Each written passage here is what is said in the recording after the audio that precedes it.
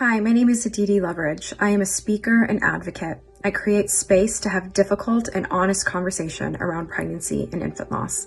This video is a media highlight reel of some of the appearances that I have made. I hope that you join me in changing the narrative around pregnancy and infant loss. I know everyone on this summit right now has seen an article on Google that says the top 5 things to not say or to say to someone who's having fertility or has had a loss, right? We've all seen those articles. Who do you think is reading those articles? It's us, the people that are experiencing it. 99% of the time, there's that 1% of support people that are reading it because they actually want to learn about how to better support us. But oftentimes it's us. And when we read those articles, all it does is make us angry. Like, yeah, see, Aunt Jane, you shouldn't have asked that question, right? Like, see, and I wasn't supported that way. So it makes us angry. And so the thing is, if we are always being asked and we are not speaking our truth, and people who haven't experienced this, they don't understand the profound impacts of it, and we're not speaking our truth about it, how does that change? How does anything change? Because those are the things that people in society are not talking about. Like this entire center and my coaching business was started because of my pregnancy after loss. When I got pregnant after my 2 losses, when I got pregnant for the 3rd time with my now living child, that was seriously the most intense, anxiety-provoking, fear-filled time of my life. And it took me by surprise. Because everybody just saw me and was like, oh, yay, like you're pregnant, you haven't made it this far, congratulations. And I remember sitting at my baby shower, and in hindsight, I really should not have had a baby shower at all. But I remember sitting at the baby shower surrounded by people who loved me and were close to me, and I had never felt more alone in my life, because inside I was so anxious. I thought that having the baby shower was going to result in me losing this pregnancy for sure.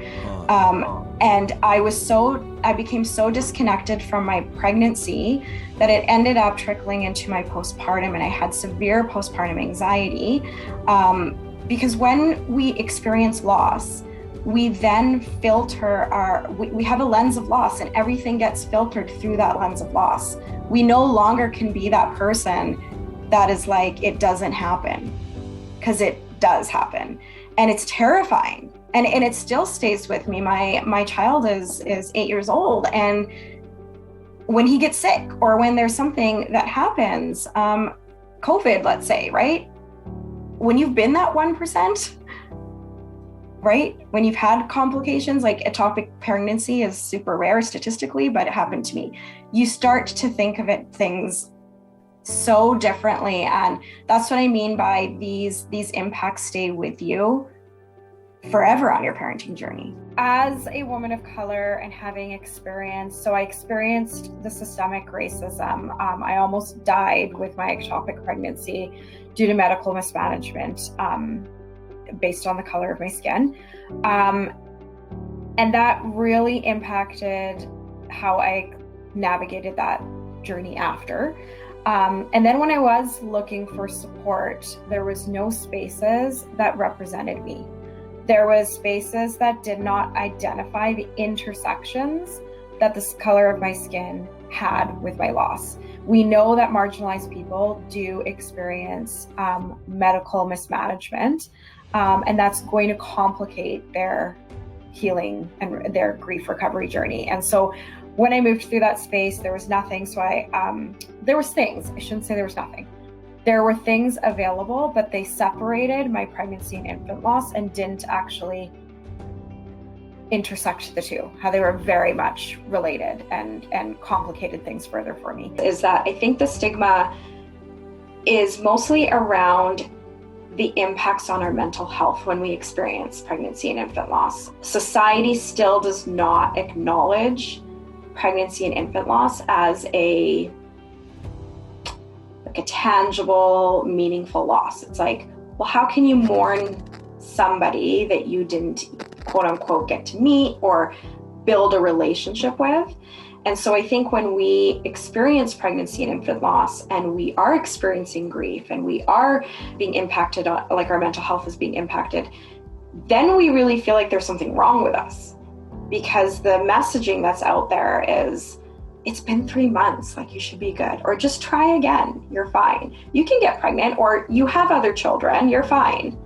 And so when you're not fine, then there's a stigma of like, what is wrong with me? Our first pregnancies were met in loss, 2 of them. And then my third pregnancy with my now 6-year-old, I was very disconnected. I was super anxious. I couldn't connect to the baby, to the pregnancy. And it wasn't until my child turned a year old that I realized I had missed it all. I had severe postpartum anxiety, and I just didn't want other people to experience that. Those losses impacted me drastically. It's a deeply profound loss, and I just didn't want other people to experience that. I wanted people to have that support and to have these conversations.